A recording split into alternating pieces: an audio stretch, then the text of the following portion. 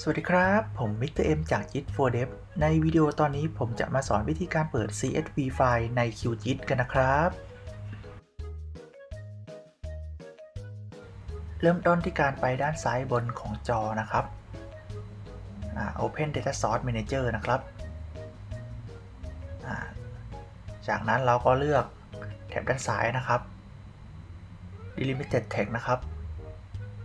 เลือกไฟล์ที่เราต้องการนะครับซึ่งเป็น CSV ไฟล์นะครับ CSV ไฟล์เนี่ยจะต้องประกอบไปด้วยคอลัมน์ที่มีข้อมูล latitude กับ longitude นะครับจากนั้นเราเลือก encoding ครับในกรณีที่ไฟล์ของผมเป็น encoding UTF-8 นะครับจากนั้นเราเลือกคอลัมน์ที่จะให้เป็นข้อมูล longitude นะครับก็คอลัมน์เนี่ยจะชื่อว่าอะไรก็ได้นะครับเลือกระบบพิกัดของไฟล์ครับว่าเป็นพิกัดแบบไหนครับในส่วนนี้นะครับก็จะเป็นตัวอย่างข้อมูลที่จะแสดงนะครับกด add ครับหลังจากกด add ก็จะแสดงข้อมูลจุดต่างๆบนหน้าจอนะครับข้อมูลเนี่ยเป็นข้อมูลที่ผมดึงมาจาก